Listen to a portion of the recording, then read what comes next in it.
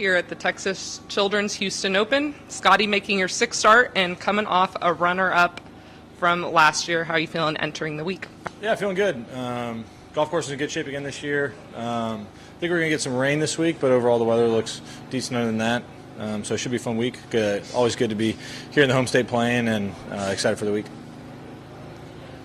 Tony talked yesterday and said that this course was about the perfect Masters prep. Has anyone talked with you about this place since changing over from the fall to the spring, just kind of leading into the major season? Well, yeah, I think with it being ryegrass in the fairways now, I think definitely improves the prep for the Masters. It's a similar grass to what we see at Augusta. And, it's a big golf course. You got to hit far out here. So there is definitely some similarities and good preparation between here and Augusta. I also like having the week off between here and Augusta. Considering missing kind of the first month of the season, how would you assess where your game is at right now with, like you said a couple weeks ago, till going to Augusta? Yeah, feeling pretty good. Excited about the stuff that we're working on right now, and game feels like it's in a good spot, so definitely excited to get the season going this week. Is there anything specific you're working on, or just kind of trying to dial everything in? I would say, yeah, that's a good way to describe it. Just kind of dialing things in. Still, working on numbers, stuff like that. Just, yeah, I would say dialing things in would be a pretty good assessment. Hello. This is a local course that kids can come and play for $10. What does it mean to play a tour event here where anyone can come and play? Well, I think it's a lot of fun. I think when I was a kid, if I could play a golf course that the pros were playing on, it would be pretty special. And so to come here to a public course where anybody can come and play is a lot of fun. And it's great to be here in Houston supporting this tournament, this event, and I'm definitely glad to be here. Awesome. Thanks. Scottie, now that we've seen a trailer for Happy Gilmore 2, we got a release date. What was that process filming? What was filming that process like for you? I mean, it was stuck out to you? It was a lot of fun. It was definitely very cool to see those guys in their element, and all the work that it takes to make a movie. It was a lot. It was a lot of work. It was pretty intense watching them set up the sets and kind of watching Adam Sandler do his thing where he's acting and he's helping with directing. He's helping with all levels of the production. It was pretty cool to feel the environment on set. They had a lot of fun, but they were also very serious about what they were doing. So it was definitely very cool for me to see.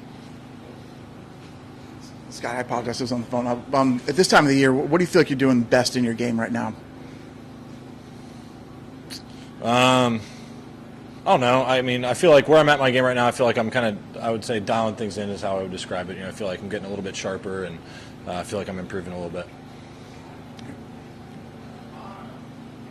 Are you where you want to be right now? Or are you still a little bit behind? Do you feel like you're playing any catch up, or do you feel like you're fully in the swing of things after missing that time? Yeah. I mean, I feel like I'm fully in the swing of things. Yeah, I don't really think about missing any part of the season anymore. Everything feels normal. I feel like I'm definitely in the swing of a normal year now. After Rory won the Players, he talked about wanting to try to catch you. Is it weird that you're kind of younger than him, maybe someone you looked up to a little bit? I know he started his career a little bit before you. Saying someone's trying to catch you and trying to get more Players titles and your success recently?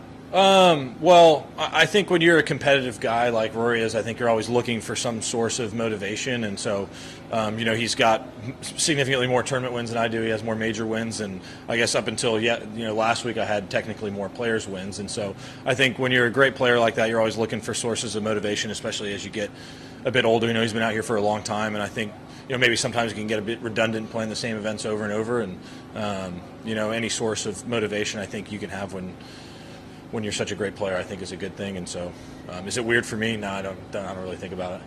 What's your biggest source of motivation? Didn't you just kind of say that Rory looking for a source of motivation? What's yours as a number one player? I mean, in the world? mine's mostly internal. I'm always I try not to pay attention to what other people are doing. I think what's always worked best for me is staying in the present, working hard and preparing for each event as an individual tournament, and just showing up ready to play. Like when I step up on the first tee, I want to feel like I checked all the boxes to have a good event.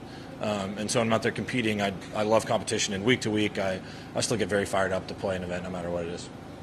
I think it may have been this week or last week you are now only Tiger has spent more consecutive weeks at number one than you. Do you allow yourself to enjoy that at all and just appreciate the work that you put in to be able to take that, or you just try to kind of put it behind you since you're still in the moment? I mean, is it a nice accomplishment? Yes. I think it's something cool to see from some good starts I've had in the last couple of years. And, I've definitely put in a lot of work to have that type of achievement. Tiger's still got the record by about 8 years or something like that. So No, not really thinking about it too much. But at the end of the day, each tournament is a tournament, and you start even par. Showing up here, being number one in the world doesn't do me any good. It just simply doesn't. And so at the end of the day, I'm focused on the tournament, the task at hand, and the rankings are the rankings. I don't really care what they are. Scottie, with a lot of guys saying that this course seems to be great preparation for the Masters, is there a lot of talk about this course kind of leading up to it? About how it plays and stuff? It's funny. I try to focus as much as I can, like I said, on the tournament at hand. I think in the back of your mind at all times, the majors are always kind of there. The biggest tournaments for us are the majors and the players, and I think those, when you're practicing and playing at home, those are always the courses that kind of pop up into your head. And so when you're here, with the Masters only being 2 weeks away, I think it's very easy for us to look ahead towards the Masters, but I'm trying to do my best to focus on this week. But like you said, playing on a similar type of grass in the fairways and hitting some similar shots, like this is a big golf course, you got to hit some big tee balls, and it definitely is good preparation for the tournament.